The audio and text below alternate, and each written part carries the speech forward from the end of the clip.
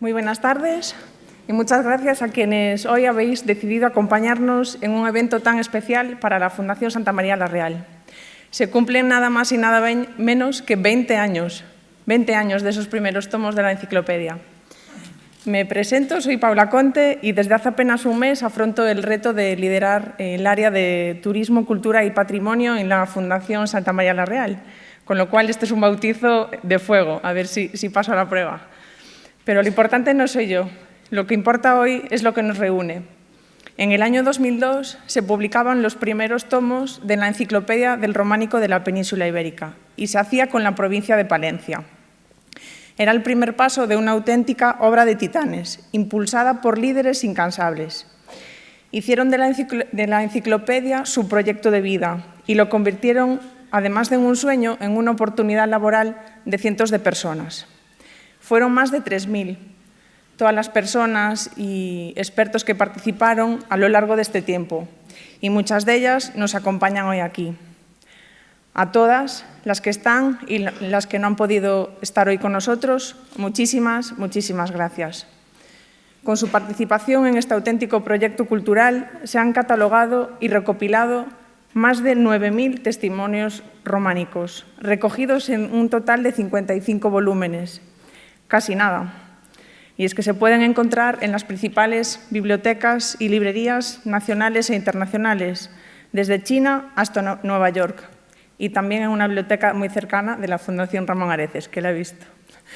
Además, de estar también en estas bibliotecas, la tenemos en la Biblioteca de Todos, la tenemos en Internet y se puede consultar todos los testimonios en la plataforma digital románicodigital.com. Pero si el fin es importante, no menos importante es el cómo. Y ahí entran en juego decenas de colaboradores y patrocinadores que hicieron posible esta gran obra. A todos ellos, gracias por confiar en el proyecto y gracias por confiar en la Fundación Santa María la Real. Queremos agradecer especialmente a la Fundación Ramón Areces, pues no solo ha apoyado la obra y ha hecho posible que cruce fronteras llegando a Portugal, sino que nos acoge hoy en este magnífico espacio para celebrar este 20 cumpleaños. Hoy tenemos con nosotros a su director, Raimundo Pérez Hernández y Torra, para que nos cuente qué ha significado para la Fundación Ramón Areces la Enciclopedia del Románico. Raimundo, tienes la palabra. Gracias.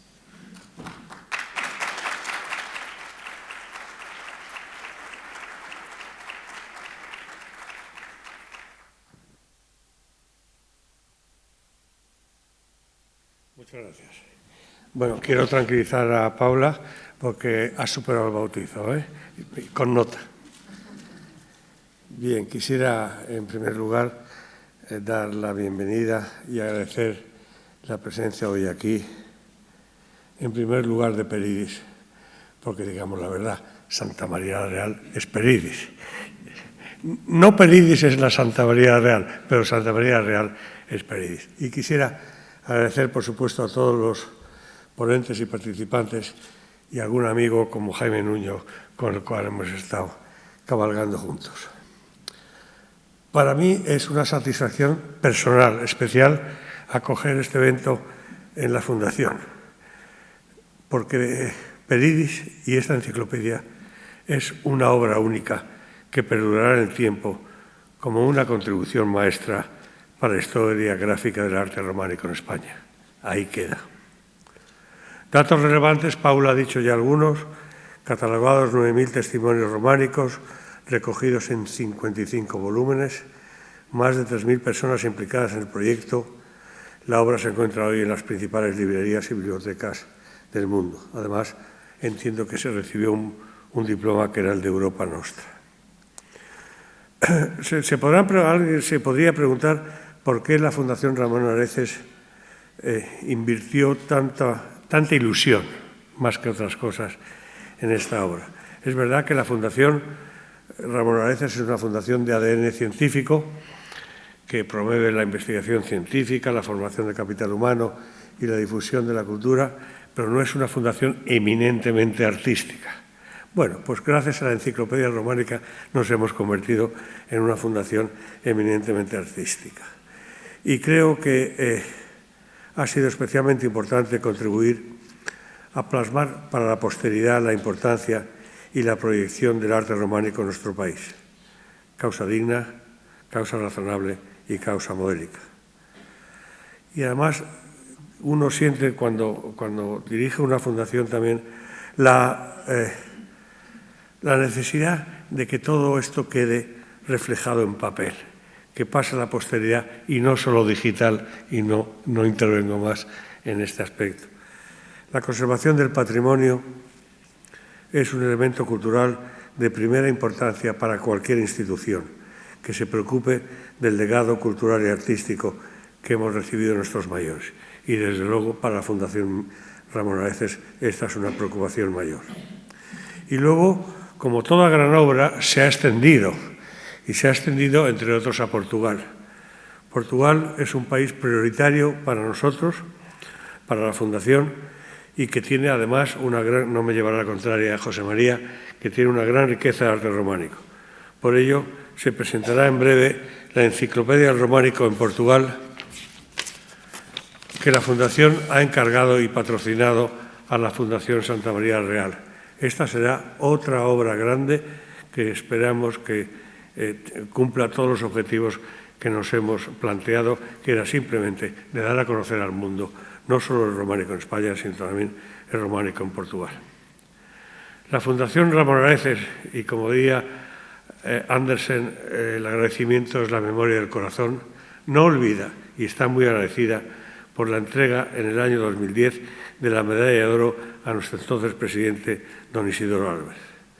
Entonces se ratificó una vez más el deseo y la intención de la Fundación de seguir colaborando con la Fundación Santa María la Real, deseo que reitero una vez más porque todavía nos queda un camino por recorrer.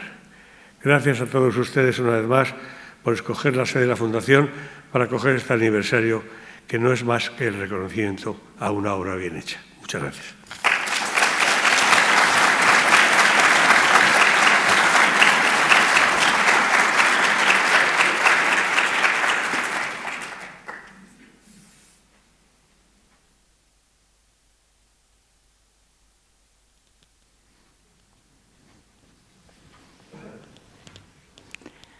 Muchas gracias, Raimundo, por tus cálidas palabras y por la confianza que siempre has depositado en nosotros. La verdad es que es asombroso ver que más allá de unas relaciones institucionales, pues todo se forja en torno a las relaciones personales, ¿no? Y a la colaboración y al compromiso de, pues de todos los que nos mueve esa visión y el proyecto cultural. A continuación debería intervenir, así estaba en el programa, nuestra presidenta, la presidenta de la Fundación Santa María la Real, María José Ortega, pero lamentablemente pues le ha surgido un imprevisto y muy a su pesar no nos puede acompañar hoy.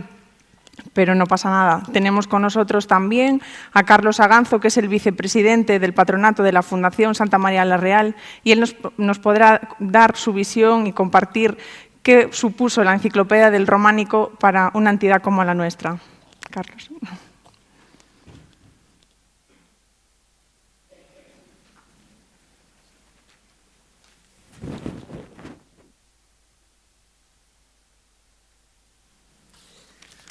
Buenas tardes a todos. En primer lugar, quiero disculpar a María José porque entre el Ayuntamiento, las Cortes de Castilla y León y sus múltiples trabajos no ha podido estar hoy aquí. Pero ella, que conoce muy bien este proyecto, habría dicho que para ella es este gran trabajo de la Enciclopedia del Románico, que cumple 20 años de andadura, es un sueño. Esa es la palabra que ha empleado. Un sueño compartido por muchos. Un sueño hecho realidad gracias al esfuerzo de muchos, fruto del genio y del impulso inicial de José María Pérez Peridis, es cierto, pero compartido por decenas de instituciones, por centenares de personas, por miles de personas, como estamos viendo a lo largo del tiempo. Es un proyecto, es una realidad que cumple con el máximo anhelo del hombre y de la cultura de nuestro tiempo, pensar globalmente y actuar localmente, es decir, llevar desde nuestro territorio de Aguilar de Campo o de Palencia una idea universal, sobre un arte universal que ha llevado a que esta enciclopedia haya sido recibida con entusiasmo en todas partes del mundo, desde Nueva York a Pekín, como decía Paula. El románico es esa extraordinaria y singular manera de entender la arquitectura, el arte, la vida, el mundo, que forma parte de la más hermosa y viva expresión de nuestra cultura. Y desde el románico, la visión completa del patrimonio en toda la amplitud del término, desde las piedras de entonces, su restauración y conservación, hasta los anhelos y las necesidades culturales de los hombres y de las mujeres de hoy, siempre con esa misma visión humanística con la que arrancó este proyecto que hoy celebramos y en la que continuamos. Yo quiero añadir, además, el agradecimiento del patronato de la Fundación Santa María la Real a la dirección y a los trabajadores de la Fundación, sin cuyo impulso y entusiasmo esta aventura, como ninguna otra aventura humana, habría podido convertirse en realidad. Y a todos los socios, los amigos, los colaboradores que han estado y siguen estando con nosotros en este sueño compartido, cuya lista es extensa y cuya calidad y capacidad de cooperación nos enorgullece a todos. Y este sueño que quiero volver a encarnar en nuestro fundador y soñador desde el inicio, José María Pérez Peridis, y por supuesto en la presencia de todos ustedes, que certifica el acierto, el interés y el alcance verdadero de esta aventura. Muchas gracias.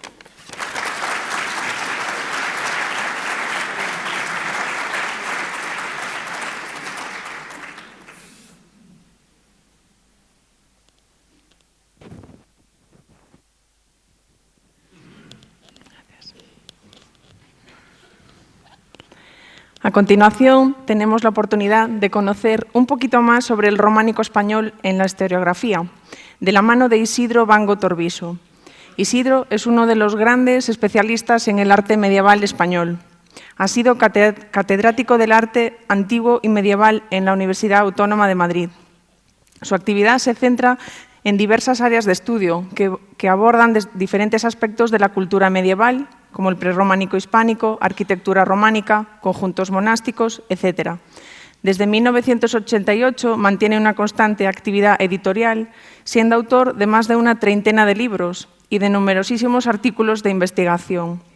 Asimismo, ha sido comisionario de importantes exposiciones, como Monjes y monasterios, el Cister en el medievo de Castilla y León, La Edad de un reino, Alfonso X el Sabio, Las Edades del Hombre, y además es autor del libro Catedral de Jaca, un edificio del siglo XI, que ha sido recientemente editado por la Fundación Santa María la Real. Como no, ha sido colaborador de la Enciclopedia del Románico de España, con varios estudios recogidos en los tomos de La Coruña, Orense, Navarra y Palencia. Cabe destacar también que es ponente habitual en nuestro programa de cursos. Isidro, esperamos tu presentación.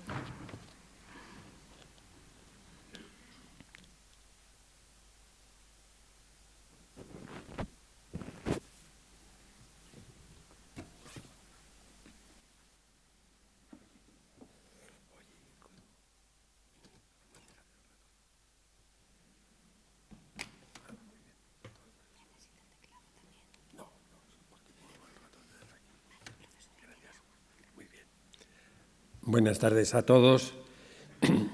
Y, en primer lugar, manifestar algo de lo que ya se ha hablado en este momento y que luego será continuado en la mesa redonda.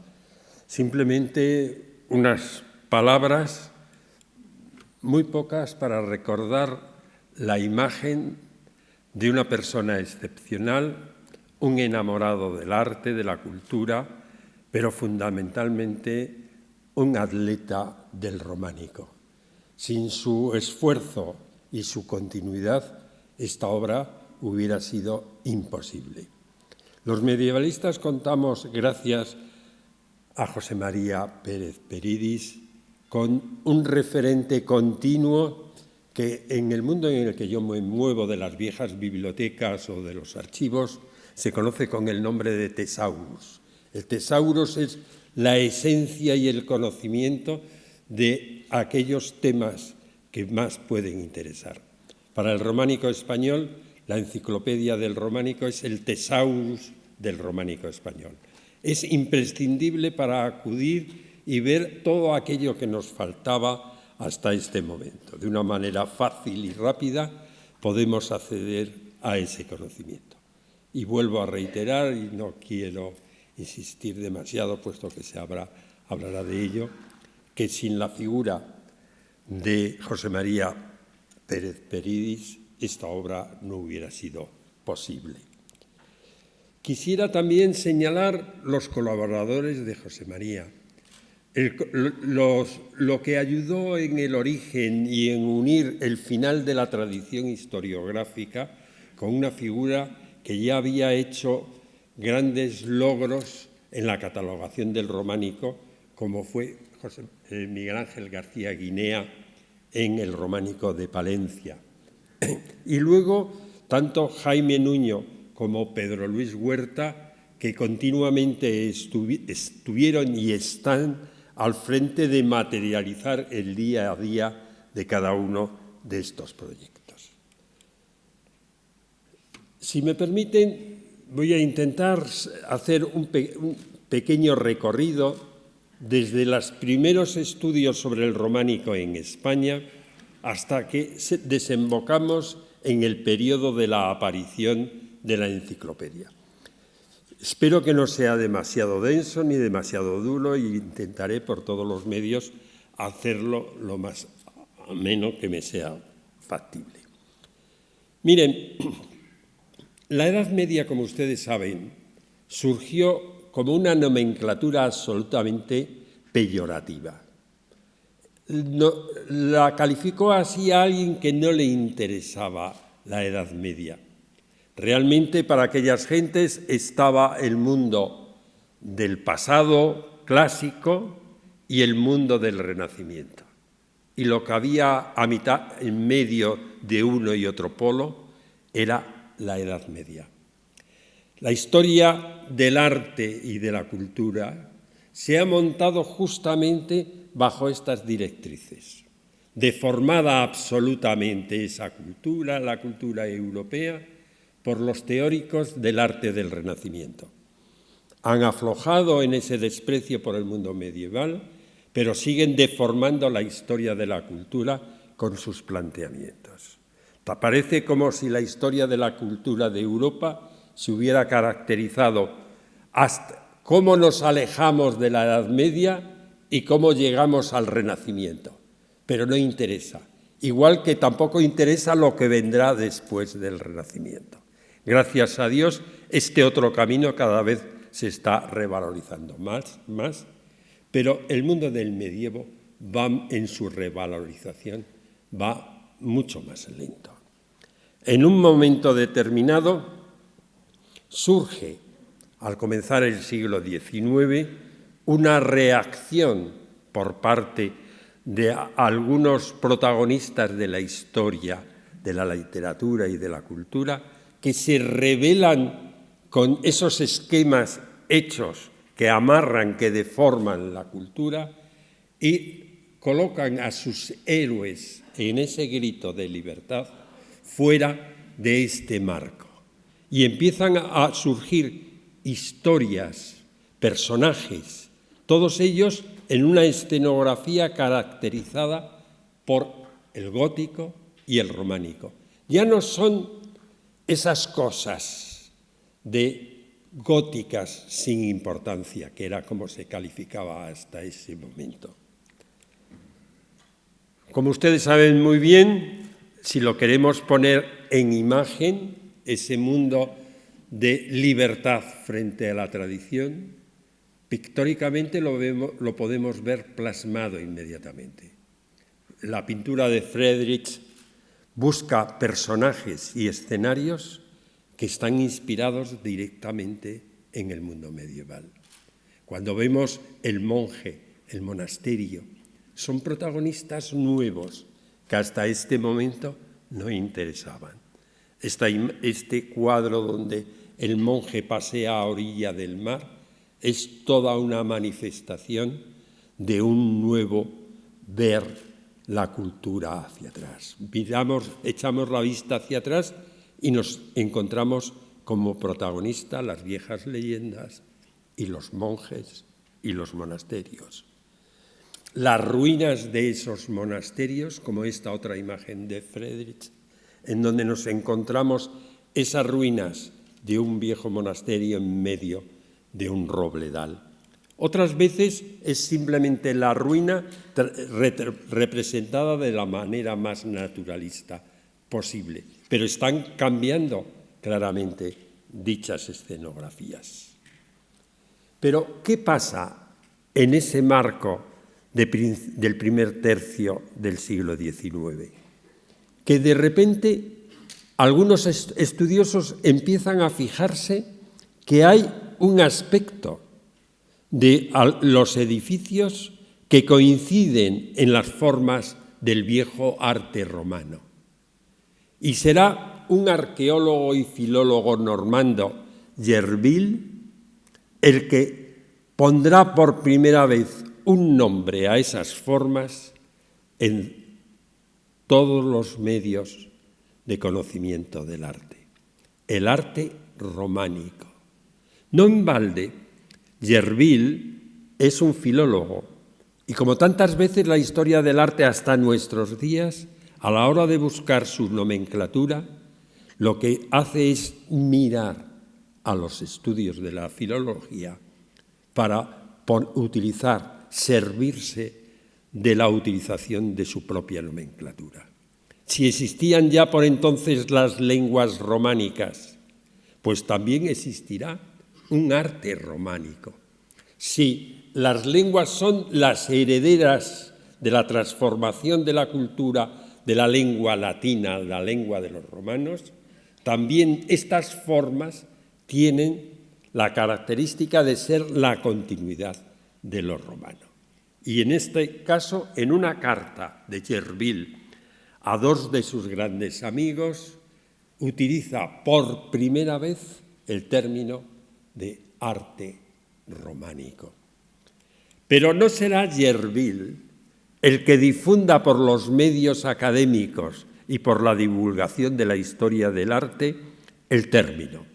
Será uno de sus amigos Comón, en donde ya en 1825, 7 años después de lo escrito por Gerville, cuando da una división del periodo artístico y habla de un románico primordial, primitivo, original, primitivo, un románico secundario del siglo X al XI, un románico de transición del XI al XII, hasta que nos encontramos con el gótico.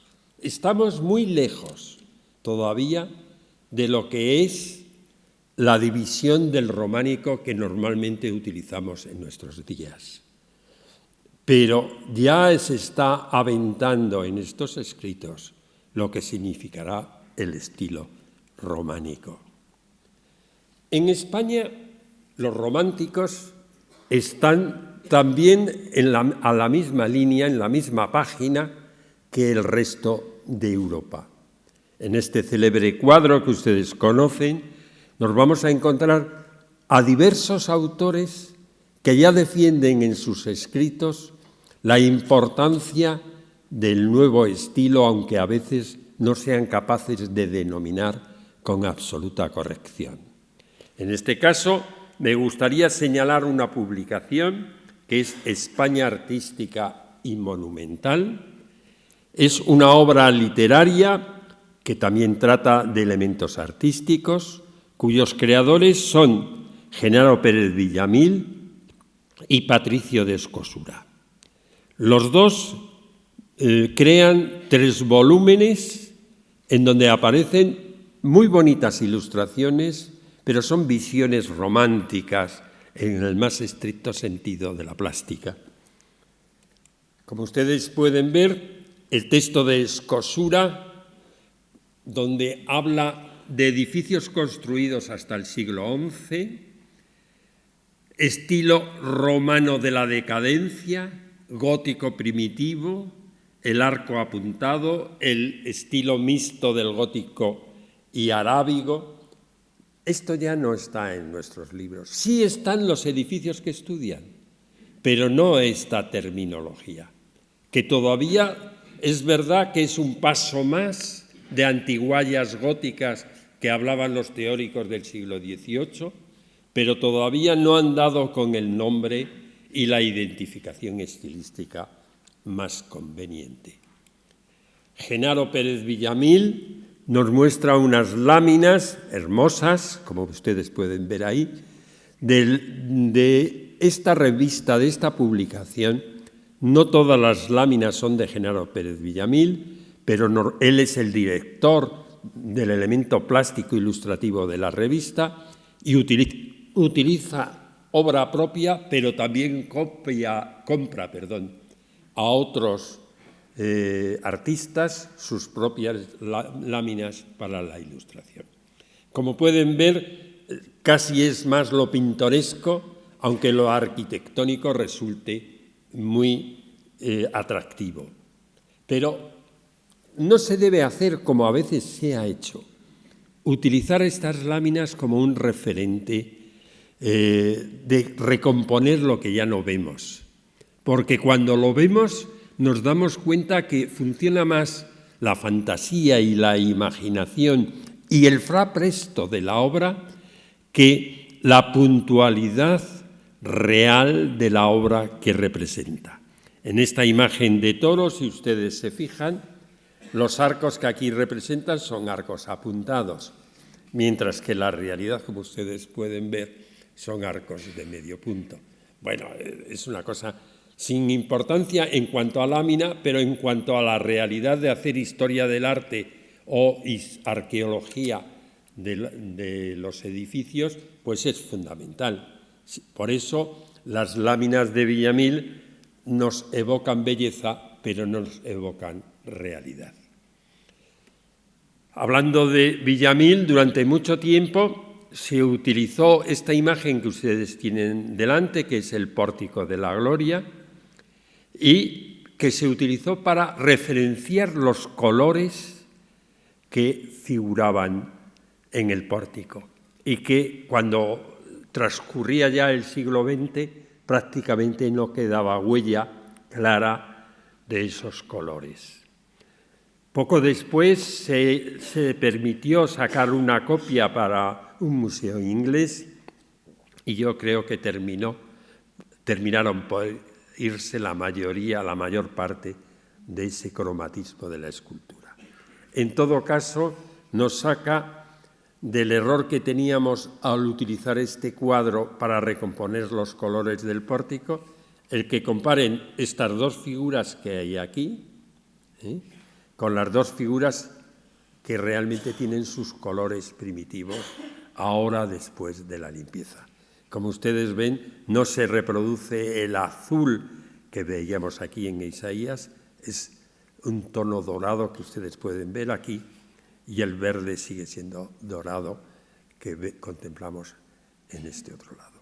Por lo tanto, ojo, cuidado, que toda esta imaginería que nos reproducen las láminas del 19 pueden conducirnos al error. Hasta ahora estamos hablando de grandes obras bien ilustradas, con mucha fantasía plástica, pero vamos a ver a un teórico, coetáneo a todo lo que le venimos presentando aquí.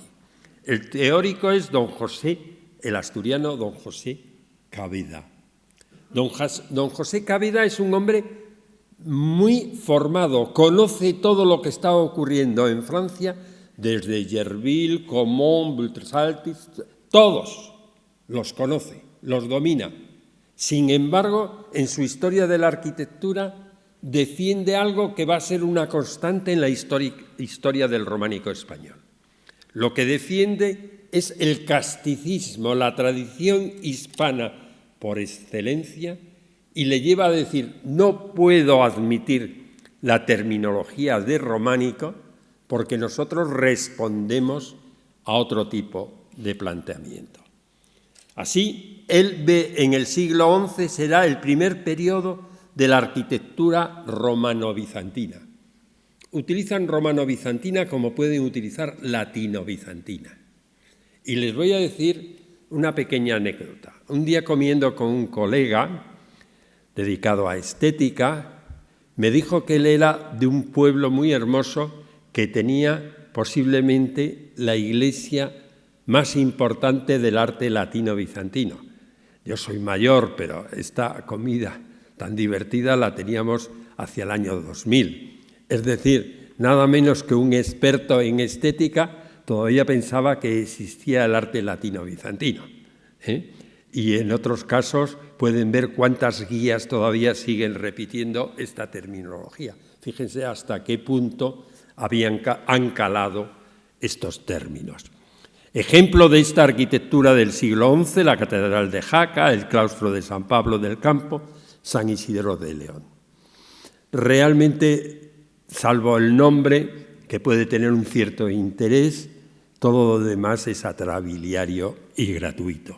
El segundo periodo del estilo romano-bizantino corresponde al siglo XII y para él son los monasterios benedictinos, los cistercienses y un largo etcétera, que son del XII porque hay algún sitio se dice el edificio fue levantado en tal fecha. Caveda parece muchas veces que cuando quiere entrar en cronología y en datación, lo que acepta como válido son los referentes documentados tengan que ver con el edificio o no. Será monumentos arquitectónicos de España. Perdónenme que también sea ahora de repente un patriotero, pero hay que defender esta colección, posiblemente la colección más hermosa e importante de Europa en su momento, la que representa el estilo románico sin ningún tipo de problema. Claramente, ejemplos de arquitectura de estilo románico. Es una producción, como ustedes ven, de 1852 a 1881, impresa con unos medios que cuando yo conocí directamente el intento y la realidad del tirado de las planchas, y fue todo un problema porque no había impresor en Europa capaz de entender el sistema de reproducción que se había utilizado en estas láminas. Son unas láminas precisas, exactas en la mayoría de las ocasiones y de una enorme calidad, como pueden comprobar. Fíjense estas imágenes del Panteón, con qué limpieza han sido realizadas. Son patrocinio de la reina Isabel II en un principio, después pasó a ser del gobierno que estuviese en el poder en ese momento y bajo la responsabilidad de la Academia de San Fernando. Colaboradores de esta obra tan excepcional son numerosísimos, de los textos desde don José Amador de los Ríos y de las imágenes como José María Abrial Flores, que hacen láminas como las que ustedes pueden ver. Fíjense ustedes con qué detalle, primor, están realizadas. Abrial da un paso más a esa pintura de historia del siglo XIX, en donde se utiliza esto que veníamos hablando antes, cuando hablábamos de Friedrich, de la escenografía en donde tienen lugar los hechos.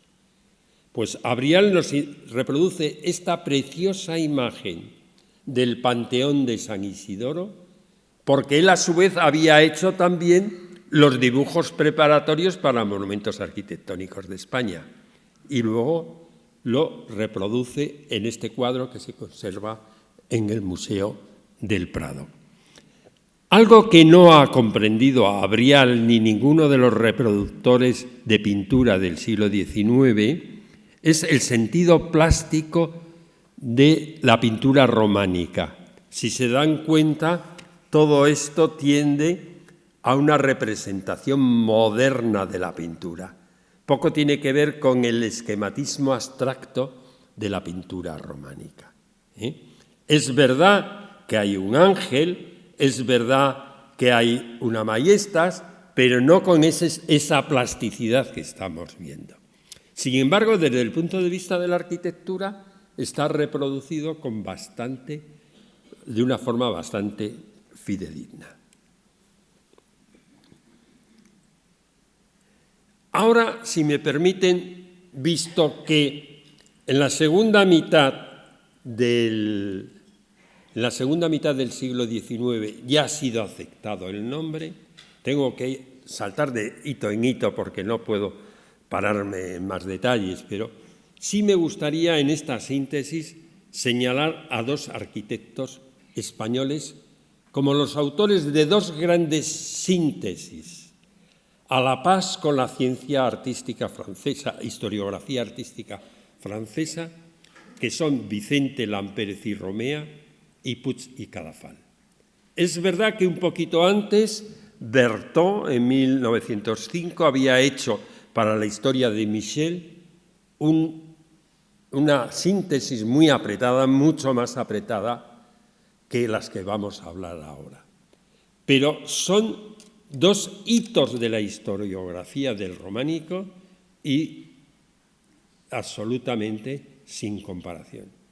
Ya sé que muchos de ustedes han puesto críticas o han oído críticas de Vicente Lampérez y Romea. Yo le puedo hacer muchas y alguna le comentaré a continuación. Pero hay que ponerse en 1900 y reunir todo el material que reunió Vicente Lampérez y Romea y cometer los errores de reproducción de dibujo que todavía la escuela de arquitectura más importante del país reproducía por los años 80 y 90 a la hora de reproducir viejos monumentos. Es decir, no le vamos a pedir a un señor con esos medios limitados de 1900 lo que todavía se equivocaban en hacer los arquitectos de los 80 e incluso de los 90. Vicente Lampérez tiene una obra que se publica, bueno, la publicación es complicada porque figura en el 8, pero en el año 6 ya le dan el premio Martorell a este tipo de obras en Barcelona. Con lo cual la obra estaba terminada en el 6, aunque no vio la imprenta hasta 1908. Existe una segunda edición, aunque realmente habría que... Tampoco podemos decir reimpresión, porque el texto y los dibujos son los mismos, pero adaptados a un formato distinto, que es la de Espasa Calpe del año 30. Ya había muerto Vicente Lampérez, pero las dos obras son exactamente igual. Lo que varía es el tamaño de la caja de la ilustración, del texto, etc. Lampérez cometió muchos errores, pero como cometemos todos los días. Parece, cuando yo me dedicaba a la docencia, siempre advertía a mis alumnos: cuidado, no juzgue, los historiadores no juzgamos, exponemos hechos, porque si juzgamos ya vendrá alguien que nos juzgue a nosotros. Es decir, lo que ahora nos parece una brutalidad del siglo XIII, pues a lo mejor también es una brutalidad del siglo XXI cuando se analice dentro de 500 años. Y en ese sentido, pues los errores de Lampérez son mínimos con el caudal de información que nos ha transmitido. Si ustedes quieren, por ponerles un ejemplo, Vicente Lampérez visita a Tui, llega a las 10 de la mañana y a las 2 de la tarde se va. Y ustedes dirán, ¿y cómo puede hacer esos dos dibujos? Uno es redibujar sobre un plano ya hecho, como ustedes ven ahí, que es la planta, y luego es la sección. Yo hice en mi tesis este edificio, hice las secciones, y debía ser muy burro porque me llevó más de unas semanas hacer la sección completa. Es muy complejo, porque la tribuna es una tribuna pensada en románico y sobre la marcha la cambian y la transforman en gótica. Pero bueno, ¿en ese corto periodo de tiempo se puede hacer eso? No. ¿Y eso de ahí qué ocurre? Que sale todo cuadriculado, recto, y toman dos medidas y dicen todo lo demás igual hasta el final. Pues bueno, por lo menos tenemos la imagen de la sección de la planta, disponemos de ella y podemos ir trabajando, teniendo en cuenta que las plantas aparecen totalmente regularizadas. La historia de Lampérez tiene el enorme éxito que algo que después no se repite, que es reproducir los edificios, perdónenme porque solo he podido presentarle una parte del desplegable. Mi escáner no da para tanto. Entonces he cortado el desplegable, pero reproducía los edificios que estudiaba todos a escalas, reducidos a la misma escala. Que muchas veces los historiadores de la arquitectura, cuando hablamos, no tenemos en cuenta estos aspectos a la hora de esa valoración. Estudia los capiteles, su evolución, las bóvedas, el muro, etcétera, etcétera. Un análisis sistemático para luego llegar a conclusiones. E introduce algo que hasta entonces en España no se había tratado, que son las escuelas que en Francia aparecieron en la segunda mitad del siglo XIX, señalan las escuelas geográficas del románico español, tal como pueden ustedes ver en ese mapa que les presento aquí. El románico para Lampérez se dividía en tres fases. Una que llama prerrománico, pero nosotros diríamos hoy, y le entenderíamos mejor, protorrománico, es decir, primeras manifestaciones del estilo románico. Y él señala que un edificio clave es Santa María de Ripoll, para ese protorrománico. Luego, el románico francés, que ya no es catalán, porque en el protorrománico de Lampérez, como es lógico, está primero Cataluña en el tiempo y poco a poco hacia el occidente peninsular ese protorrománico prácticamente se manifiesta. Algo menos en Aragón, muchísimo menos en Castilla y una insignificancia en mi tierra, en Galicia. Y luego viene el románico francés, que evidentemente se desarrolla prácticamente, salvo el caso de Jaca, y antes en Castilla y León y más tardíamente en Cataluña. Y por último habla de un estilo que nos ha vuelto locos durante la segunda mitad del siglo XX, que es el llamarle el románico de transición al ojival. La otra gran figura de este momento es Puig y Cadafal. Una figura que no sé en estos momentos, pero hasta hace 10 o 15 años que yo llevaba muy el pulso a estos temas de cerca, no sé por qué se había levantado toda una crítica brutal sobre el personaje. Puig y Cadafal, como ustedes saben, como Lampérez, arquitecto, restaurador de monumentos y hombre muy relacionado con Francia, donde en la Sorbona da clases habitualmente, etcétera, conocedor de lo que se hace fuera, escribe La arquitectura románica en Cataluña, que es una obra reducida al marco geográfico de Cataluña, pero similar a lo que hizo Lampérez. Y ahora entramos en el aporte de los norteamericanos al conocimiento de la historia del románico.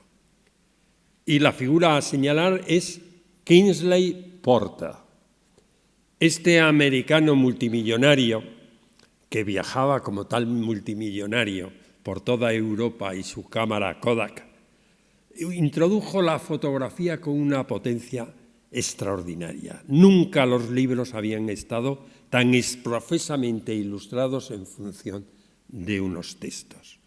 Por otro lado, es un personaje tan fascinante. Como ustedes saben, en este momento se está haciendo una película sobre él, porque su muerte fue en unas extrañas circunstancias. Él tenía un castillo en Irlanda, iba y venía al continente habitualmente, y en una de estas travesías, creemos, desapareció. Yo oí una vez a un profesor norteamericano que contaba la siguiente anécdota. Es una anécdota, pero es, y me perdonarán porque quiero utilizar las mismas palabras que el norteamericano en castellano. Pues bajaba a Roncesvalles, había subido hasta Roncesvalles, tocó a la puerta de la colegiata, abrieron la mirilla, que en un monasterio suele ser grande, y de repente el americano Se queda mirando y dice, coño, Porter. Hacía 10 años que había desaparecido Porter y no se sabía nada de él. De estas historias hace que Porter haya aparecido en 40 sitios diferentes y nunca se ha sabido más de él. Ahora se escribió, hace 8 o 9 años se escribió una biografía sobre él y se está haciendo una película sobre él que no sé qué camino lleva la película. Pero a lo que a nosotros nos interesa, dejemos las anécdotas. Porter es posible, desde mi punto de vista, el medievalista más importante del primer tercio del siglo XX, pero con enorme diferencia. El único problema que cometió, el único defecto que cometió grave fue defender la prioridad del románico español, no frente a todo, sino frente a algunas soluciones del románico francés. Se ganó la enemistad de los franceses hasta que le hicieron doctor honoris causa, les dio un ciclo de conferencias que los dejó a todos abrumados. Entonces, tiene su primera obra importante, es la que ustedes ven ahí, el románico en los caminos de peregrinación. En este sentido, había sido un francés el que le había dado pie para hacer este estudio. Yo creo, desde mi punto de vista, desde mi modesto punto de vista, el título está mal traído, porque en el fondo lo que está, la peregrinación no tiene nada que ver con el románico, por mucho que se empeñen la gente que quiere vivir del subsidio público. Se ha creado toda una situación de gente que quiere sacar dinero a las instituciones para hablar de estos temas que no ha lugar a ello. Es verdad que la Catedral de Santiago se debe al dinero que se ingresa allí por la peregrinación, pero prácticamente ningún otro edificio románico importante del camino tiene nada que ver con la peregrinación. Existió antes y después. Porter escribió una escultura románica española, traducida también al castellano. Es una obra de lujo con unas láminas preciosas y un texto importantísimo, en donde incidía, porque la obra la escribe después de dar un curso en la Sorbona, incidía en la importancia de España en la configuración del románico. Un artículo que realmente hirió a nuestros vecinos fue el de España o Tolosa. Realmente en ese sentido fue pues como odio genízaro de la historiografía francesa hacia Porter. Y para nosotros nuestro interés más próximo es su pequeño artículo Iguazel, en donde defiende la gran inscripción que ustedes ven ahí para confirmar en el 72 que lo más importante de la Catedral de Jaca está hecho. Miren, se han encargado de hacer el estudio de la Catedral de Jaca mucha gente, muchos. Pero mientras que no aclaren este tema que no está por aclarar, está clarísimo, pero bueno, desmóntenlo y les daremos la razón para retrasar la Catedral de Jaca. Mientras que este epígrafe no lo acepten, y la escultura que lo confirma, o lo validen de otra manera en su interpretación, se han hecho interpretaciones que lo máximo que nos hace es sonreír cuando leemos esas interpretaciones. De alguna manera, Ubieto, un historiador diplomatista, metió tal veneno en la historiografía y en la polémica que se encuentran realizados pero sin ningún tipo de argumento histórico. Y desde luego los historiadores del arte, en nuestros análisis morelianos que aplicamos para conocer el arte, no podemos afirmar definitivamente nada de las obras del siglo XI y XII. Pero bueno, es cosa de otro momento.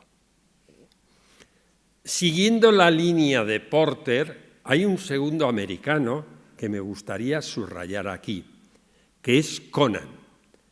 el gran hombre de Cluny, como ustedes saben. Se podría decir, igual que se citaba antes a José María, Cluny es Conan. Y hizo su tesis doctoral por inspiración directa de Porter sobre la Catedral de Santiago. Entre el libro de Conan y las notas que a la traducción española puso Serafín Moralejo, no se ha ido todavía mucho más lejos que lo que estos dos autores han escrito. El plano de Conan es muchísimo más preciso para la problemática de la Catedral de Santiago que el que hizo la Escuela de Arquitectura de La Coruña, que es lamentable. Y invirtieron no sé cuántos años y cuánto dinero, no lo sé. Entonces, bueno, seamos sensatos y analicemos las cosas desde la realidad de los mismos. Otro heredero continuista de las tesis de Porter es Whitehill, pero este hombre presentó su tesis doctoral sobre la arquitectura española del siglo XI, pero no siguió por ese camino, se dedicó a la arquitectura americana, al mundo indioamericano, etc. Es fundamental señalar una obra de Puig i Cadafal, una segunda obra de Puig i Cadafal. Escribe para un ciclo de conferencias que da en la Sorbona en el año 29-30, la geografía y los orígenes del primer románico. Por primera vez crea un nombre aceptado por todos, que es la primera parte del románico, la primera fase del estilo románico, que no es generalizada para toda Europa, es la de primer románico. Solo en los últimos 20 años hay una cierta reacción francesa por hacernos olvidar que este español, como fue Puig i Cadafal, escribió este libro que es fundamental para el conocimiento del primer románico. De tal manera que en el año 30 ya se puede hablar de primer románico y románico pleno. Y luego ese de transición del que hablábamos antes. O sea, que ya se ha perfeccionado los tres. Tenemos que pasar al 34 y aparece uno de nuestros grandes teóricos, que es Manuel Gómez Moreno. Don Manuel fue un hombre singular, de unas aportaciones excepcionales, pero absolutamente nefasto para el patrimonio español. Realmente a mí se me cae la cara de vergüenza cuando el Ministerio de Cultura español patrocina y empuja los estudios en defensa del patrimonio, citando a uno de los principales saqueadores del patrimonio español, que es Gómez Moreno. Y seguimos con el mismo sonsonete. Hay personas que tienen bula para todo. Admirable como teórico del arte, absolutamente despreciable como conservador del patrimonio. Su libro es excelente. Lo vamos a separar los dos aspectos.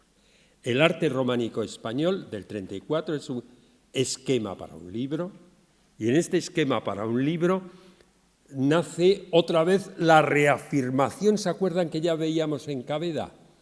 Habla de lo advenedizo, preludios castizos, nuestros primitivos. De una manera subliminal nos está llevando a el casticismo del románico, como si el románico fuese de origen español. Nada más lejos de la realidad, pero eso no quiere decir que sus agudas interpretaciones no nos sean útiles. Incluso cuando nos equivocamos en la respuesta, los argumentos nos pueden ser de enorme utilidad, nos enriquecen. Y el libro de Gómez Moreno es una verdadera joya en la historiografía del románico. Luego tenemos que pasar a la colección de Ars Hispaniae, recuerden que nació por los años 40, y hay 2 tomos dedicados al románico, uno a la arquitectura, obra de Gudiol y José Antonio Gallanuño, y otra a Cook y Gudiol, dedicado a la pintura y la imaginería. Allí están sintetizadas todas las obras todo lo que se ha escrito sobre el románico español hasta ese momento, con una gran influencia de Gómez Moreno. Es decir, Juan Antonio Gallanuño, que tantas veces ha hablado de él como un rebelde, era una excelente persona, pero no demasiado rebelde. Y en ese sentido, las manos de don Manuel también eran muy largas, y el poder también. Y realmente se manifiesta como un continuador de las tesis de Gómez Moreno para lo esencial del libro.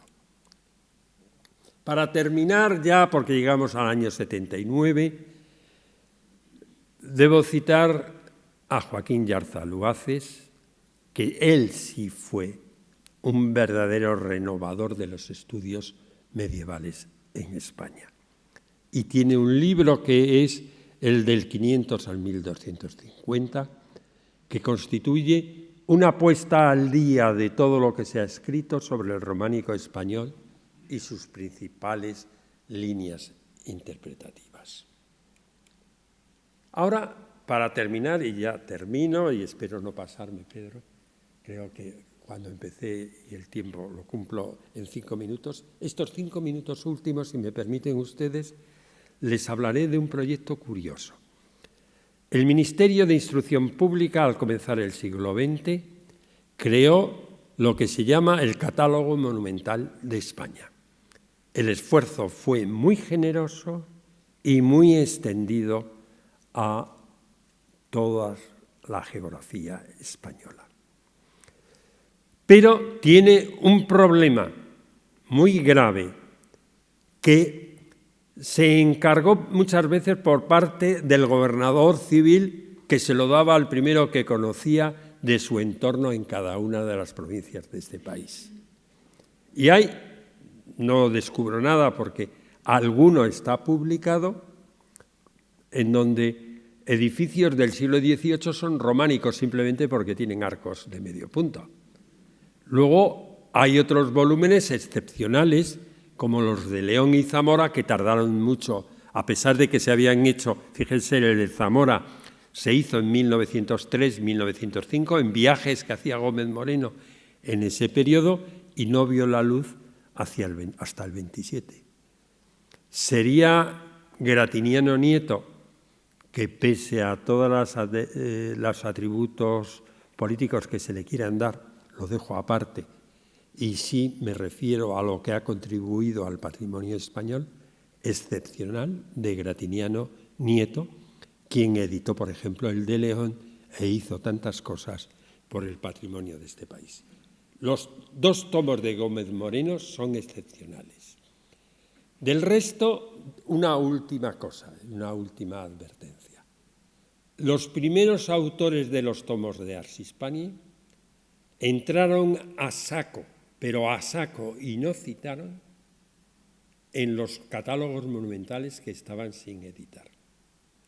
Y copiaron los errores, y por ahí los descubrimos, porque hay páginas enteras de algunos catálogos reproducidos en la colección Ars Hispaniae.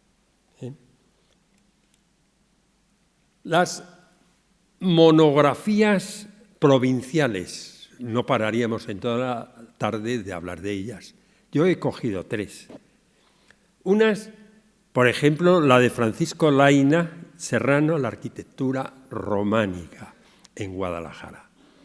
Tiene buena voluntad, es el cronista local y tiene las limitaciones de una persona que se dedica a otra cosa. Pero hizo un gran esfuerzo y levantó testimonio de lo que llegó a ver. Ya desde muy joven desde que era muy joven, me quedé fascinado por esta pequeña nota romántica de la dedicación del autor por su esposa muerta en accidente de automóvil. Por el otro lado podíamos leer los viajes que el matrimonio hacía a la busca y captura de nuevos edificios románicos en la provincia de Guadalajara. Es flojo, pero por lo menos nos describe lo que se veía y lo que se conservaba en ese momento. muy bien escrito, excepcionalmente escrito, es el de Juan Antonio Gaya Nuño, del año 46, aunque es bastante anterior. Gaya Nuño iba para medievalista. Los problemas de nuestro país de la posguerra le llevaron a dedicarse al arte contemporáneo y seguramente le iría mejor, le fue mejor, no lo sé. La verdad es que tampoco vivía de una manera demasiado holgada, pero sí era tierno, encantador. El libro está escrito muy bien. Él, que siempre nos critica, bueno, a mí no, porque no era nadie, pero a mis viejos maestros los llama, a Diego Angulo le llama el de la prosa heladora. La prosa de don Diego era difícil y dura. Pues Gaya lo hace muy bien. Y fíjense, recurre a sus propios dibujos, no es que fuese un gran dibujante, pero nos fueron muy útiles en su momento. Y quisiera terminar, para cerrar el círculo de cómo empezamos, con Miguel Ángel García Guinea. Su libro de Palencia es un libro de una gran ambición. Su libro fue publicado, si no recuerdo mal, como 14 o 13 años después de la lectura de la tesis. A Miguel Ángel García Guinea le dirigió la tesis don Ángela Prait, un personaje que hizo estudios de los capiteles románicos y que se puede ver en algunos capiteles, en el estudio de algunos capiteles, la literalidad de los trabajos de Apraiz. Pero Miguel Ángel lo hizo todo muy bien, con los medios de que disponía en su momento. Todo lo dibujaba detalladamente, allí donde la fotografía no podía ser de calidad o era... En aquellos tiempos la fotografía costaba mucho dinero reproducir y tenía enormes limitaciones, no ya técnicas de materialización, que sí, sino muchas veces de ese costo añadido que tenían. Y este hombre hizo esta obra excepcional, que fue uno de los colaboradores de José María para que diese a luz la Enciclopedia del Románico. Muchas gracias.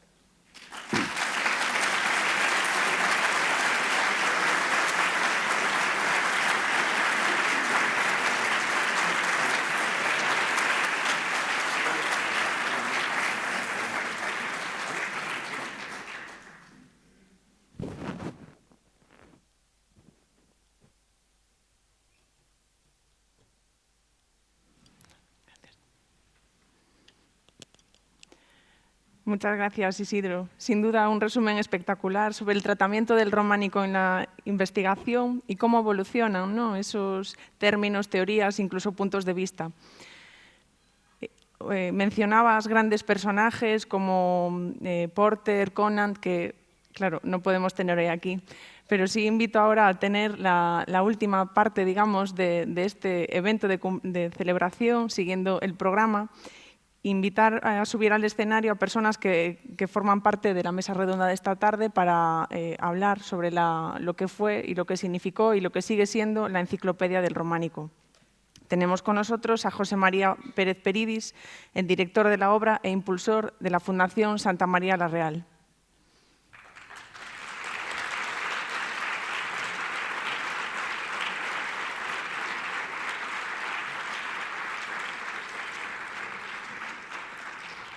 A Joan Cruz, director de Relaciones Institucionales de Fundación Telefónica.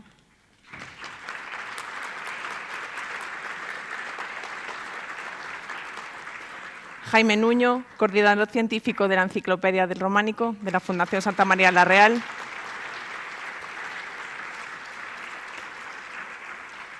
Ana Rodríguez, investigadora del CSIC.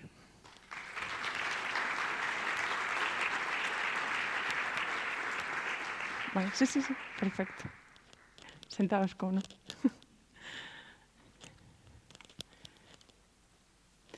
Bueno, José María, voy a empezar contigo. Igual acabas conmigo. No, espero que no. Pero en tu caso, lo decíamos antes, ¿no?, que más que un proyecto cualquiera es un proyecto de vida. Y antes hemos mencionado que participaron más de 3.000 personas que hicieron carrera de tu mano y del resto de compañeros y se profesionalizaron. ¿Cuál crees que fue la clave del éxito? Bueno, muchas gracias a la Fundación Areces por dejarnos esta casa y por el empujón que nos dan cada vez que nos atrancamos. Y muchas gracias a los que estáis aquí. Luego las añado. Me pregunta Paula cuál es la clave de haber llegado aquí. Si quieres ir deprisa, vete solo. Si quieres llegar lejos, busca compañía. Y si quieres llegar hasta el final, no desmayes. Esta enciclopedia tiene muchas claves. La primera clave es la mirada. Mejor dicho, las miradas. Mirada desde la tristeza de la generación del 98, Miguel de Unamuno, que cuando visitó el monasterio de Aguilar hace un siglo, al ver el estado de ruina en que se encontraba, exclamó: hasta una ruina puede ser una esperanza. Mirada juguetona desde la infancia, la mía, que jugaba en aquellas ruinas del monasterio. Mirada desde el corazón, que quedó plasmada en una pintada que decía en la pared de la Capilla del Cristo: Bamontes ganó el Tour 1959.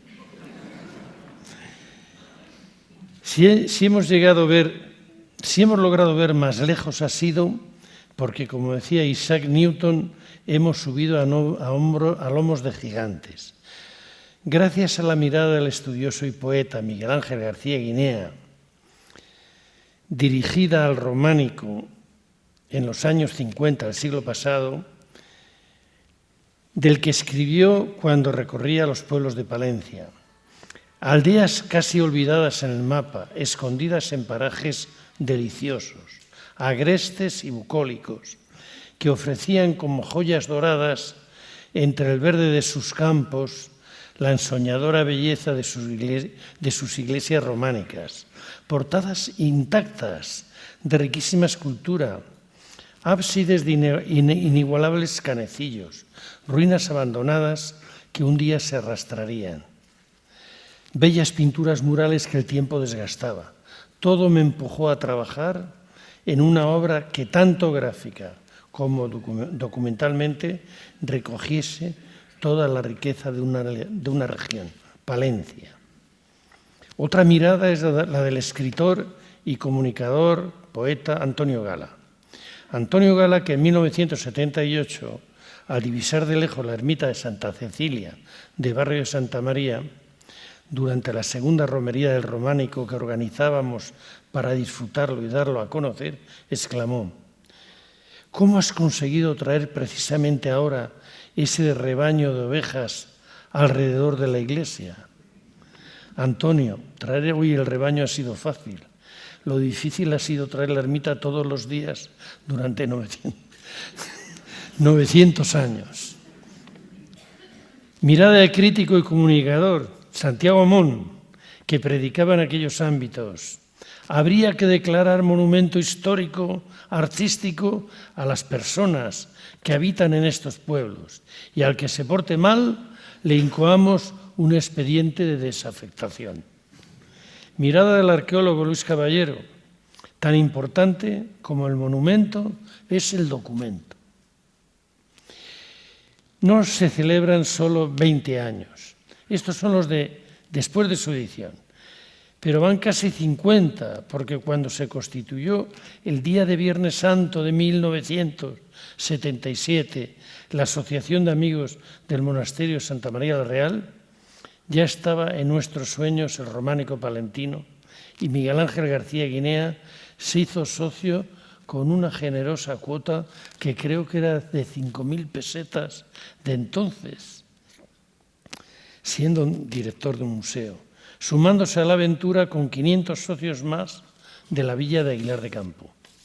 Una vez rehabilitado el monasterio, instalado en él el Instituto de Bachillerato, era ya hora del románico. Por eso fundamos el Centro de Estudio del Románico el 25 de agosto de 1988. Esos son los años que tiene la enciclopedia.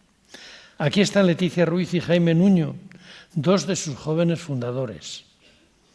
Llamamos para que lo presidiera a Miguel Ángel García Guinea, que había publicado el Románico en Palencia en el 61.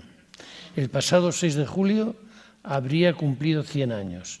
Carmen, su mujer, y su hija María han venido para celebrarlo. La mirada de visionario y mecenas la puso Sebastián Bataner, que era entonces presidente de Caja Salamanca, Caja Duero. Cuando vino un día al monasterio nos preguntó qué estáis haciendo. Y le dijimos, el Románico en Palencia, la enciclopedia. Y contestó, no seáis timoratos. Meteos con el Románico en Castilla y León, que el Románico de Palencia lo estudió y publicó García Guinea. El Románico será del primero que se ocupe de él en serio y que lo cuente. Habíamos investigado durante unos cuantos años, pero había que publicarlo y venderlo. Pero allí estaba la mirada llena de sabiduría de un prestigioso economista como don Enrique Fuentes Quintana, palentino de Carrión, catedrático de Hacienda Pública, ex vicepresidente de Gobierno de Suárez y artífice de los pactos de la Moncloa, que era presidente de la Fundación Santa María Real. En una reunión, cuando ya se iban a editar los tomos, se hizo la gran pregunta: ¿quién compra enciclopedias hoy en día? Solo se compra lo que sale en la tele. Tú tenías que hacer una serie como La Bordeta. De allí salió la serie de televisión española titulada Las claves del Románico. Os cuento una breve anécdota. Cuando estábamos haciendo la serie del Románico y fuimos un día al monasterio de Aguilar, que ya era instituto, se asomó un chaval a una ventana de las aulas del piso de arriba y dirigiéndose a mí dijo, ¿qué hay tú, La Bordeta? Pero Televisión Española no financiaba aquello y había que ir con la financiación bajo el brazo. Orgullosos de su padre, de don Enrique Fuentes, hoy nos hacen el honor de acompañarnos sus hijos María y Enrique. Y allí estaba la mirada amigable e irónica de Sebastián Bataner de nuevo, que nos había empujado a aquella piscina, nos sacó del apuro desde la obra cultural de la Caja Duero, al patrocinar la serie del Románico y promover la venta de los tomos de Castilla y León. Tenía la buena costumbre, cuando salió la enciclopedia, de llamar todos los días a los directores de cada una de las sucursales y le decía, ¿cuántas enciclopedias me has vendido ayer?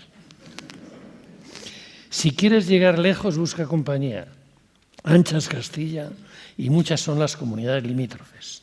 Y en ellas, y no las cito ahora porque son innumerables, pues hemos sacado los colaboradores, porque Castilla y León pues limita con Galicia, con Asturias, con Cantabria, con el País Vasco también, porque por la zona de la Nestosa y por ahí, con La Rioja, bueno, y con Aragón casi también, con Aragón también, si los reyes eran primos, y con Castilla-La Mancha. Entonces teníamos que saltar de Aguilar de Campo, un pueblecito cerca de Cantabria, a cada uno de los lugares. Y fuimos no por orden de importancia, sino de proximidad. La más próxima era Cantabria, que está pegada, y que ya la había estudiado García Guinea, y saltamos a Cantabria, y luego Asturias, y luego, bueno, así seguimos. Con los especialistas en cada sitio, entre ellos contamos con Isidro Bango y con Valle en el sitio más lejano de Galicia, y los arquitectos correspondientes para con los estudiantes de arquitectura y jóvenes arquitectos, y el conveniente contrato, pues tener su primer trabajo y hacer la planimetría de todo ello.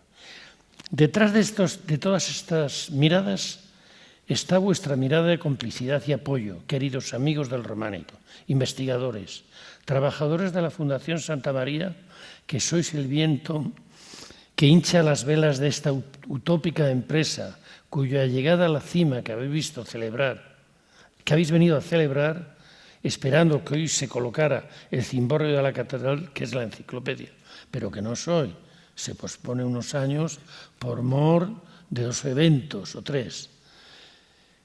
El procés, que retuvo las cosas, el COVID, que confinó a los que tenían que hacer el trabajo de campo, y las vicisitudes propias de todas las fundaciones que son orden mendicante. Ya falta poco. Si 20 años no son nada, ¿qué son de los tres años que se necesitan para la edición de los 10 tomos que faltan? Ya están los materiales acopiados, preparadas las galeradas en la imprenta, labradas las dovelas y a punto las cimbras de los arcos del cimborrio. Y pronto, con la ayuda de ACS, que está aquí Mayor Oreja, José María mi tocayo, que está financiando las reediciones. Y en Palencia vamos por la 4ª o la 5ª reedición y García Guinea ha hecho no sé cuántas. Gracias a la Obra Cultural Cajaduero y a la Fundación La Caixa, y como no han hecho todos los demás patrocinadores, que no los puedo citar ahora porque ya nos darían las tantas, empezando por el Servicio Público de Empleo, y están aquí Valeriano Bailla y Felipe Gismera, que nos dieron la oportunidad de pedir fondos europeos para un programa innovador pagado por Europa en parte y por el INEM en la documentación de las primeras iglesias para la enciclopedia románica. Y gracias a Raimundo, que está aquí presente, por acogernos, por mantener el patrocinio durante tantos años y por editar los tomos de Portugal y los de Lérida y Gerona que están al borde de la imprenta. Y un recuerdo para Isidoro Álvarez, que apoyó esta aventura con entusiasmo. Muchas gracias.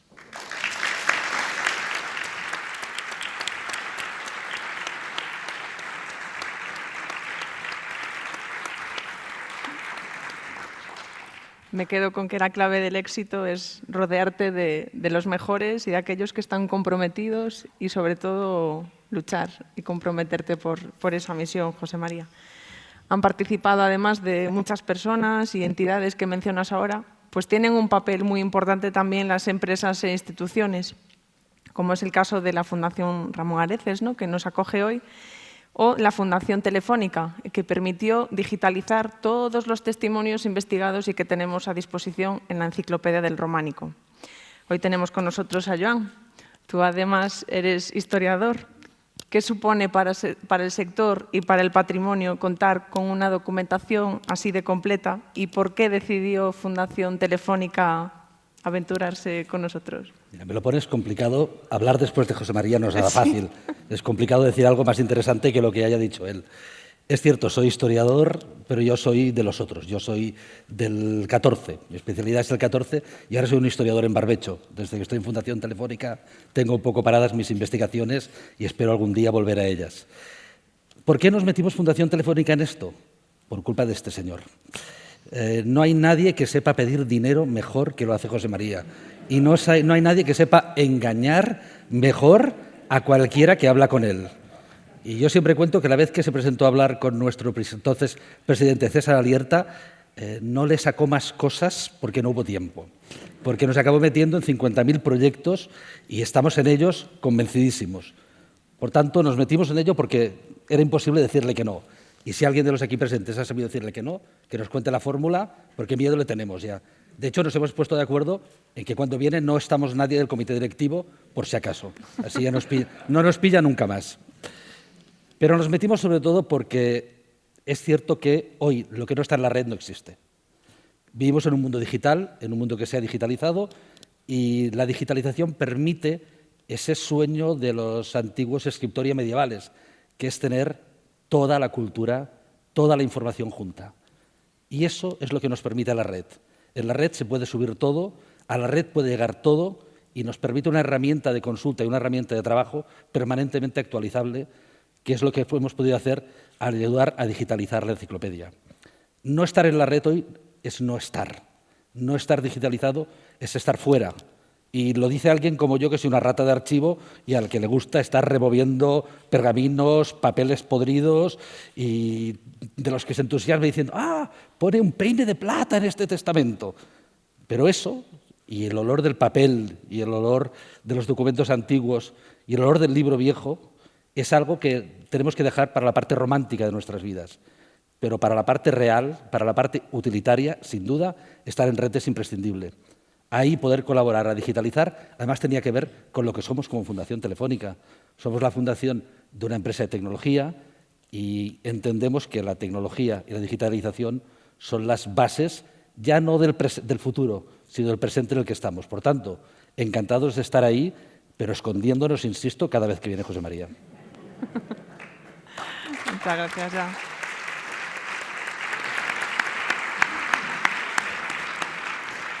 La verdad es que en el trabajo de digitalización y en el de campo, pues lo decíamos antes, 9.000 testimonios y aquí pues, tuvo un gran papel Jaime Nuño. Como coordinador científico, entiendo que no fue baladí. ¿Qué supuso? ¿Cómo abordaste este reto de coordinar tal ingente cantidad de testimonios? Digamos que esta es una obra coral. Se ha hablado aquí de los patrocinadores, pero han pasado muchísimas personas, uno con más peso, otros con menos peso. Es curioso, hay algunos que empezaron a trabajar con nosotros recién licenciados y hoy son catedráticos de universidad, otros lo van a ser en breve. Pero yo sí que quiero recordar a los compañeros que quizás formamos el núcleo duro del principio, cuando después de muchos titubeos, porque esto fue muy complejo, pues empezamos a ir por provincias de Castilla y León, y que, pues bueno, junto a mí estaban Pedro Luis Huerta, que está aquí, José Manuel Rodríguez Montañés, que en aquel momento era el coordinador, estaban Agustín Gómez o José Luis Hernando, que no pueden estar aquí, y luego se incorporó también Jesús Herrán entre bambalinas, organizando todo lo que son los libros. Esa es la obra suya, ¿no? Fundamentalmente, porque el material hay que ordenarlo y darle forma.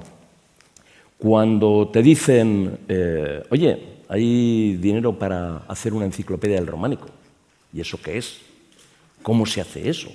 No, mira, es que las condiciones, además, tenéis que coger a gente joven de la universidad que acaban de terminar. Bueno, pero si es que mucha idea no van a tener. Bueno, pues ya les formáis, ¿no? Y ya les reviséis vosotros el trabajo y lo tuteláis. Claro, nosotros, si igual nos pilla ahora, lo haríamos de una manera, pero entonces teníamos 20 y tantos años o 30 y tantos años. Es decir, estábamos verdes. Y no solo eso, sino que además tú ibas a hablar con un obispo, con un delegado diocesano de patrimonio para firmar un convenio, porque había que negociar con todos ellos. Había que hablar, pues, digamos, con la gente que estaba trabajando, que ya eran reconocidos en cada provincia. Y tú llegabas, mira, es que somos del Centro de Estudios del Románico de Aguilar de Campoo. O sea, te miraban diciendo, ¿y tú quién eres? Porque os llaméis así, que vosotros qué sabéis hacer, ¿no? Entonces, se necesitó sobre todo muchísima paciencia, dedicarle mucho tiempo, y quizás yo creo que lo importante fue que en ese grupo pequeño que he comentado teníamos un refuerzo mutuo, y eso es lo que nos ayudaba a enfrentarnos a un mundo que era bastante desconocido. Luego ya las cosas van rodando, te van conociendo, cuando llegas a un sitio ya le suena, se han editado los tomos, pero digamos de ese primer románico de Palencia que empezamos hacia el año 86-87, hasta que salieron los volúmenes en 2002, fue una travesía del desierto importante. Pero bueno, de lo que se trata es que aquí estamos y hay quien se lo podrá contar a los nietos también, ¿no? La aventura esta. Muchas gracias, Jaime.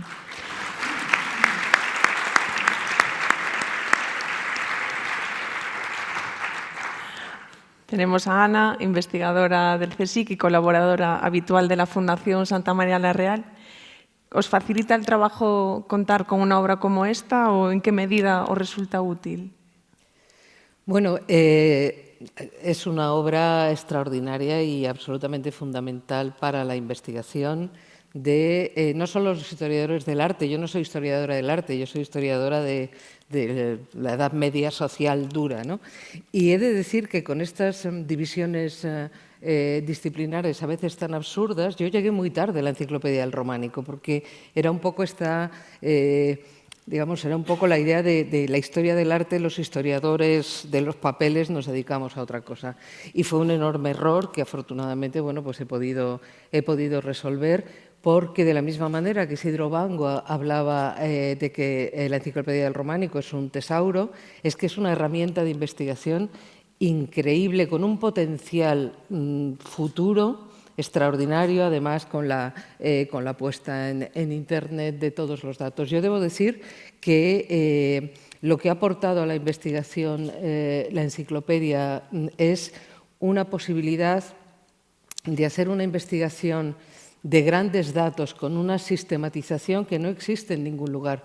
Resulta muy curioso cuando uno va a otros sitios y trabaja, bueno, pues con equipos de investigación de otros países, que uno se da cuenta de que esto no existe en ninguna parte. O sea, yo habría pensado ingenuamente hace 15 años que, bueno, pues esto era como una empresa relativamente común en distintos países que se organizaba de forma coordinada. Nada más alejado de la realidad. Esto no existe en Italia, no existe en Francia, no existe en los grandes, digamos, lugares donde la tradición del estudio del arte medieval y de la historia medieval, por supuesto, es modélica y todos hemos bebido de ello en algunos momentos. Se sorprenden enormemente cuando les dices, no, pero es que esto existe. Y dicen, bueno, ya, pero seguro que sí, pero bueno, y luego de repente entran y sobre todo, a mí lo que me parece interesantísimo para la investigación es la sistematización de los datos, es decir, que todos los edificios tengan una cronología, que tengan unos datos relativamente comunes, que tengan, por supuesto, unos planos, unas fotografías.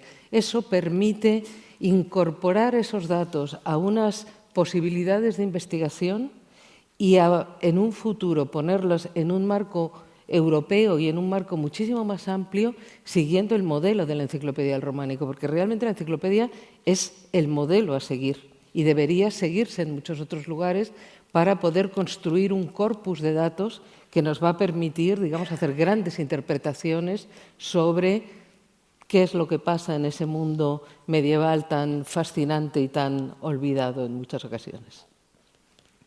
Muy bien, muchas gracias.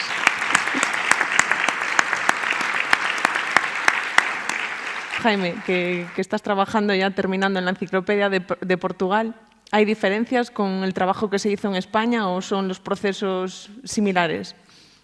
Bueno, hay diferencias en todos los sitios, porque las organizaciones, bien sean universidades, bien sean obispados, bien sean equipos, lo conforman las personas, ¿no?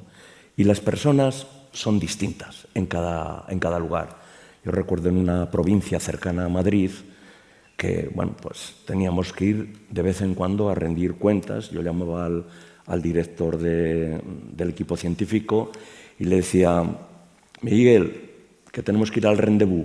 Pues bueno, íbamos allí, hablábamos tranquilamente y nos volvíamos. Pero hay una cosa que la Fundación, y que es una norma general, que la Fundación tiene sus principios, que es patrimonio, personas, paisaje, es decir, territorios, con todo lo que contienen. Nunca hemos intentado colonizar a nadie. En Galicia se ha hecho con equipos gallegos, en Asturias con asturianos, en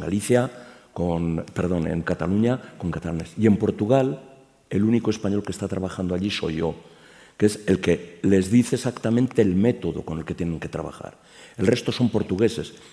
Eso nos parece muy importante, porque aparte de que son quienes mejor lo conocen, pues ellos se sienten orgullosos de que es una obra. No ha venido nadie de fuera a decirte ni cómo lo tienes que hacer, ni nada. Incluso puede haber conceptos que tú no compartes íntegramente con ellos, y a veces discuto, hombre, es que esto, que sea románico, me parece... No, es que en Portugal esto es románico.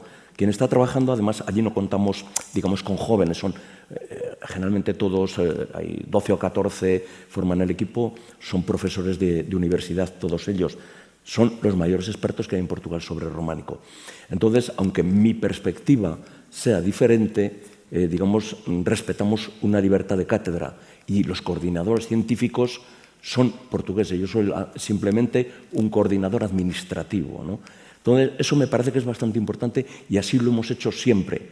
Bueno, y tú que estás trabajando en la fundación, sabes que vayamos donde vayamos, lo fundamental es dar prioridad al lugar, al sitio y a la gente que está allí. Es lo que estamos haciendo también en Portugal. Muy bien. Y Ana, el profesor Vango hacía una recopilación de cómo han transcurrido los procesos de investigación, ¿no? Cómo han evolucionado esos estudios desde el origen hasta hoy. ¿También en el CSIC percibís que esos procesos han cambiado la forma de investigar? Sí, claramente. Ahora ya este mundo de estos fantásticos y formidables eruditos en sus despachos con todo desplegado para ellos, yo creo que eso ya no existe o existe muy poquito. Ahora realmente son equipos de investigación, grupos de investigación con medios importantes, con posibilidades de trabajo, los que estamos digamos, haciendo la investigación en humanidades y en historia. Es decir, esta idea de los trabajos en equipo, que es un poco también lo que se ha visto con la enciclopedia del románico, ¿no? Realmente el poder crear grupos variados, interdisciplinares, donde las aportaciones sean diversas y todas sean capaces de entrar en diálogo con las demás. Yo creo que el futuro de la investigación en humanidades va necesariamente por ahí, sin, por supuesto, desmerecer el trabajo individual, que al final el análisis tiene que ser siempre un análisis desde la propia formación y desde la propia, digamos, resultados que uno pueda ofrecer. Y ya como última pregunta, Joan, estaba para ti. La Fundación Telefónica colabora también con las lanzaderas de empleo y emprendimiento solidario, que, bueno, pues como bien su nombre dice, tiene un porcentaje de éxito en inserción laboral muy grande. Curiosamente, la enciclopedia del románico, aunque no nació directamente con esa vocación, sí que tuvo un impacto muy fuerte en esa creación de empleo. ¿Hasta qué punto es importante que participen las empresas privadas en esa conservación del patrimonio para la sociedad? Déjame, en primer lugar, como catalán, pedirle disculpas a José María y a todo el equipo por lo difícil que os ha sido en Cataluña poder tirar adelante con la enciclopedia. En la parte que me toca, dejadme de pedir disculpas. Para nosotros, como fundación de una empresa, nosotros no vivimos fuera del mundo, todo lo contrario. Somos parte del mundo y, por tanto, tenemos que estar comprometidos con todo aquello que sea mejorar la sociedad en la que vivimos. Nosotros, como Fundación Telefónica, decimos que lo que tenemos que hacer es utilizar todas las potencialidades del mundo digital para mejorar la vida de las personas. Es a lo que nos tenemos que dedicar. Pero, sin duda, las empresas tienen que estar comprometidas a cambiar la realidad, a mejorar la vida de las personas, porque, si no, estamos volviendo al capitalismo salvaje y eso es algo que creo que ninguno de nosotros querríamos tener. Muy bien. Sin duda podríamos estar, perdonadme, hasta medianoche compartiendo lo que significó y significa todavía a día de hoy la enciclopedia para cada uno de nosotros, así como aprendizajes y anécdotas que vivisteis, sobre todo vosotros, gracias a ella.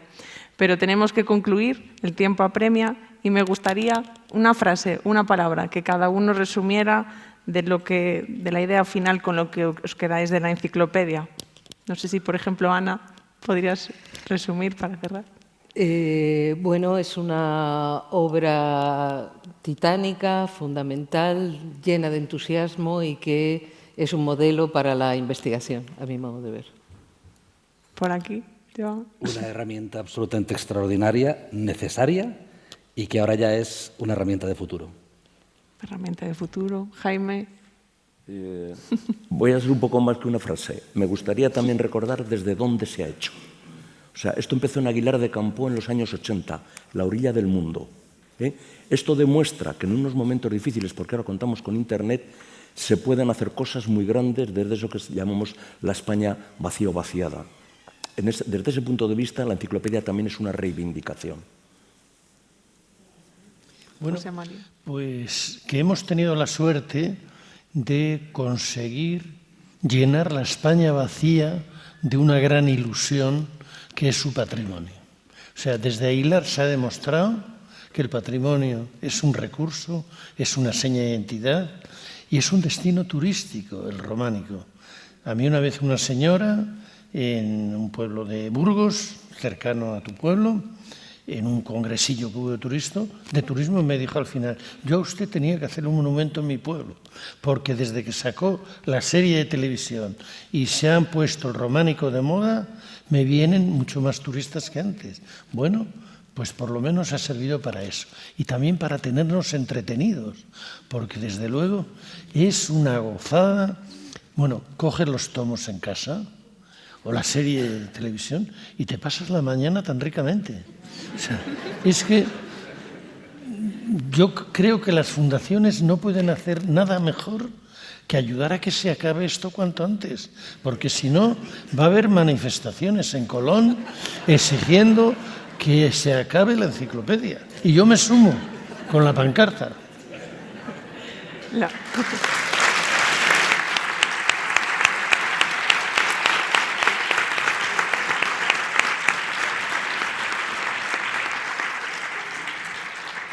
La verdad es que la Fundación, como dice el lema, ¿no?, que tú reconstruyes futuro, y eso es un poco lo que intentamos en cada una de nuestras acciones, con patrimonio, paisajes y personas. Pues toca cerrar el evento, no sin antes agradecer de nuevo vuestra participación, así como la acogida a todos los presentes y a todos los que a lo largo de estos años, pues como dice Peridis en su viñeta que tenéis, nos habéis acompañado en esta aventura. Así que, sin más, pues muchísimas gracias por vuestra participación.